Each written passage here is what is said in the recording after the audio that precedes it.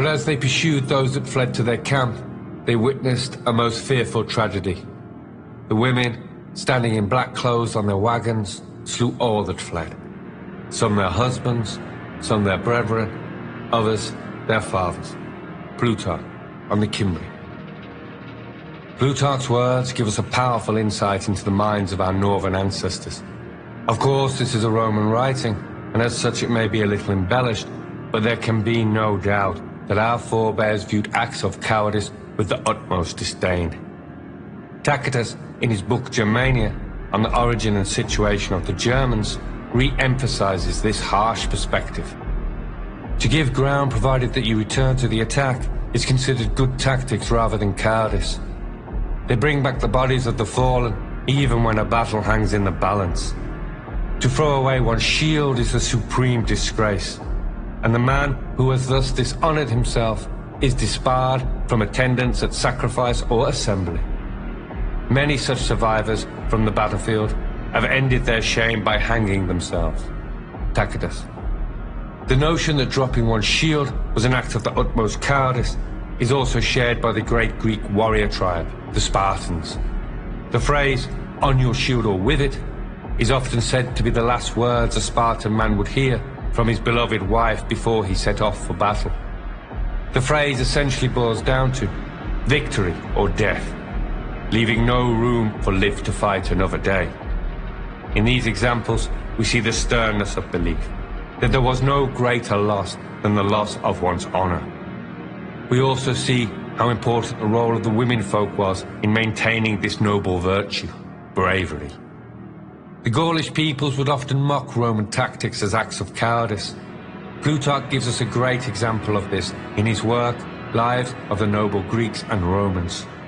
Upon the meeting of the Roman army and that of the Teutons in the Cimbrian Wars, the Romans, under orders from Gaius Marius, hole up in their encampment, refusing to come out and fight. This cowardly behavior was met with mocking from the noble Teutons. After several days of pointless pleading and goading to get the cowardly Romans out of their hole, they finally give up.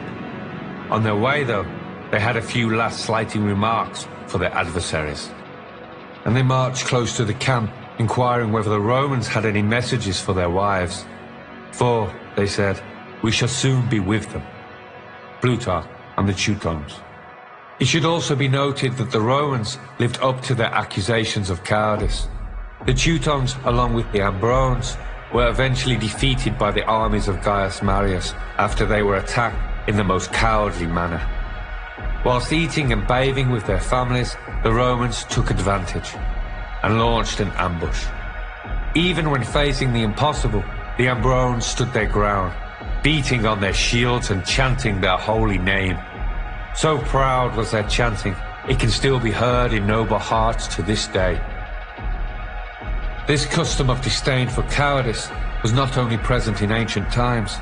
Many of you will already know that under Norse law, to call someone a coward was a serious charge.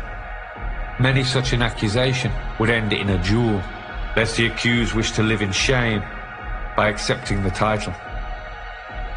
This was true of Anglo-Saxon culture too. Wulfstan, who wrote the laws for both King Canute and Ethelred, clearly states, "And the man who shall flee from his lord or from his comrade by reason of his cowardice, let him forfeit all that he owns, and his own life." From this it is clear that anyone guilty of cowardice was rendered practically dead to the society, or worse still, relinquished of their life by it. So why was cowardice seen as such a crime? To get insight into this, we must try to understand how our ancestors viewed cowardice. Most of our modern ideas of cowardice are similar to that of Aristotle's, which is that cowardice is driven by excessive fear and that all men are capable of succumbing to it. To be a coward, therefore, is to fear all things. The brave man, on the other hand, is someone who conquers this instinct. Aristotle also mentions another possibility to overcome fear, rashness, which he states is the quality of a madman that does not know fear. It is interesting here that when given an example of this, Aristotle uses the Celts. Of those who go to excess, he who exceeds in fearlessness has no name, but he would be sort of a madman, or insensible person, if he feared nothing, neither earthquakes nor waves, as they say the Celts do not. Aristotle. This is an intriguing little addition to Aristotle's work, and may point to some fundamental clash of philosophical outlooks. When we look back at tribes like the Cimbri and their actions, to our modern mind they can appear rash. They seem to fight with wanton abandonment, almost as if they have no value for their own lives or that of their loved ones. So were they rash, or is it a case of completely different philosophical perspectives? I doubt even the Celts or the Cimbri would deny that fear plays a part in cowardice. But for them there seems to be more at play. Could it be that the uncivilized barbarians, unlike their civilized counterparts, did not see fear as a motivational force? This would render it obsolete as an excuse, and thus anything fear-based would be a choice made, not an instinctual action. If it was viewed as a choice, not an unavoidable consequence, this could explain its harsh treatment. Richard Abel, in his work Cowardice and Duty in Anglo-Saxon England, comes to much the same conclusion. That cowardice was essentially a choice, or at least viewed that way in Anglo-Saxon times. In this modern world, these subtle differences can be hard to see. We live in a culture entrenched in baseline emotions. Fear, lust and the rest dominate our societies, where everyone has an insincere excuse based on some visceral urge or emotion. It's never anyone's fault. There is always some reason for their lacking. These animalistic forces act as a kind of an emotional currency. Anytime you feel bad, you can exert some primitive feeling as a quick fix. Mimic fear to get sympathy. Indulge in lust to get the amygdala kick. It has become quite popular. The emotional vampires among us sucking on that sympathy like their lives depended on it. Because they do. What if our ancestors had conquered such unevolved urges? That unlike their civilized counterparts, who pondered and excused these instincts, they rose above them. What force, though, has the power to render the primitive obsolete, while still maintaining a devotion to all that is natural? Where fear is a problem in our modern societies, like the military, we use regimental discipline and military drills. This serves the man by replacing emotional responses with habits developed in training. Now, from all the texts I have read on our ancient forebears, military discipline was not one of their qualities. They, as Aristotle suggested, often appear rash, almost overly emotional. They did not keep fear at bay by remembering drills. Something else drove them. Some higher arc or higher principle. There is only one force I know of that can reduce fear to a choice and still hold nature in reverence, and that is love. To my mind, our ancestors, far from being uncivilized, were in fact truly enlightened. To give in to fear was to forsake your love for your family and folk. It was to hold a primitive urge above all you hold dear. It was to reduce life itself to a desperate struggle of the primitive mind, instead of lifting it up to the most sacred of all the gifts of the gods and goddesses. Their rash appearance was not due to madness, but an expression of their reverence for life. The Cimbri may have died on that battlefield many years ago, but in that moment they truly lived. A modern man could live 100 lifetimes and never know such freedom. Never knowing the true value of the breeze upon his face, or the precious smile of a loved one. The civilized mind, the slave mind, recoils in fear at such a sight. Unable to process it, it declares it madness, because he who has never lived can never know life's meaning. They spend all their time avoiding it and reasoning their way out of it. These societies produce thinkers. They forever talk about life, without ever living it. Our barbarian ancestors did not talk it, they walked it. It embodied every action they made. They left us no books, only their deeds from which we must learn. Love does conquer all, but not in a pitiful manner. Love sets about routing from the battlefield of life all illusions, or fears. A man who can wield the power of love in all areas of his life is the unbeatable, the immovable object. Fear is an illusion. It seeks to trick you, make you believe that existence, no matter how pitiful, is more important than living. It plots to turn slavery into an option and blame the righteous for the ills of the world. It is important to remember when I speak of love, I do not mean some pitiful modern expression of it. Love only has value if it is discriminatory. The idea that anyone can love all things equally is a lie told by cowards to convince themselves their cowardice is enlightenment. Friedrich Nietzsche expressed it best when he said, "I have often laughed at the weaklings who thought themselves good because they had no claws." Slavery was seen as a fate worse than death, as it strips the man of his manhood and reduces his children to the property of another. This is the true goal of compassion, to refuse suffering at any cost. It is only in the Germanic and Celtic languages that the word freedom originates in the word for love. Only in the ancient North does love set you free. Only in the ancient North is freedom seen as the ultimate expression of love.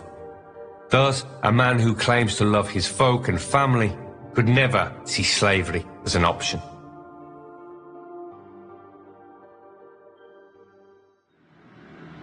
As much as the images conjured by his words disturb me, to emphasize this point, I will add the second part of the Plutarch quote I mentioned at the beginning of this piece. The women standing in black clothes on their wagons slew all that fled. Some their husbands, some their brethren, others their fathers, and, strangling their little children with their own hands, threw them under the wheels and the feet of the cattle, and then killed themselves. They tell of one who hung herself from the end of the pole of a wagon, with her children tied dangling at her heels. They may have appeared rash to the civilized, but they knew the true beauty of life, to love without excuses. Through their enlightened minds, they pinned all their hopes and dreams to love's banner, refusing to accept anything that would debase them, anything that would reduce their value. This is why they never succumb to the temptation of ignoble tactics or alien notions of civilization. If they were to live, it must be a life that is theirs, not the life of a sniveling coward who reveres existence above living. They instead revered the true nature of life.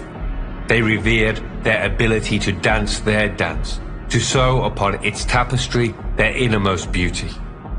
They were the true artists, the truly noble of men. These men saw the fate of Rome long before its citizens suffered it. They knew that if they were to succumb to the unevolved principles of Rome, they would become chained like slaves to it. They knew the only chains worthy to bind them were that of duty, duty to kith and kin. In this way, they alone knew equality. They alone knew love. They lived as one, sharing bread and memories, greatness or shame. The fate of one was the fate of all, with no exception. In this environment, cowardice becomes impossible, for they knew the fate of a cowardly people. They knew the horrors which their blood would have to endure if they fell victim to its primitive whispering. Can you imagine a world full of cowards? A world full of bitter, jealous and twisted cowards, without any shred of honor?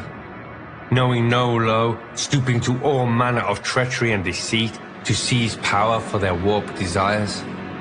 With only subservient cowards about them, who could resist their will? The meek could only protest injustice and beg for mercy. but with no just men to hear their calls, their fate would be sealed. A world full of ruthless and pitiful cowards would become hell on earth. No man nor beast would be outside of its grip. All things would fall into decay and disgrace. In a world such as this, there would be no comfort, no escape. Only hellish screams in the pitch of night. Terror would grip all. Existence would become a hopeless plight. For all its reasoning, it would become a world of torture and suffering with no end in sight. This is why our ancestors abhorred cowardice. This is why they refused to take up tactics and laws unfitting of their noble nature. This is why the Cimbri chose noble death. This is why Boudica screamed no more. Now take a look around you and tell me that they were rash, that they were naive, and that they did not know the true value of life. I wonder, is their dream of love dead? The time our ancestors feared most for their children is upon us. A world full of torture and suffering, compounded by cowardice, a world full of slaves. Their names in ruin and their beloved children at the mercy of the sick and twisted. All they endured to avoid this, yet it is so. I often wonder if sacred thunderstorms embody their sorrow. Heavens open and their tears flood. Lightning cracks as a sign of their fury. How long will we suffer this? How long will we reduce our love to excuses for our cowardice? The question is, are we worthy of our ancestors' names? Are we able to pick up their ancient shields and beat them in rhythm once again? Can we muster the courage to lift our voices and make the earth tremble to the chorus of our ancient names? Do we have the courage of heart to put an end to this suffering one way or another? Or have we forgotten how to live and love in a manner befitting of our noble blood? Will we be the cowards that choose to value our fears more than all that we love, and consign our descendants to a world without hope? The choice is yours.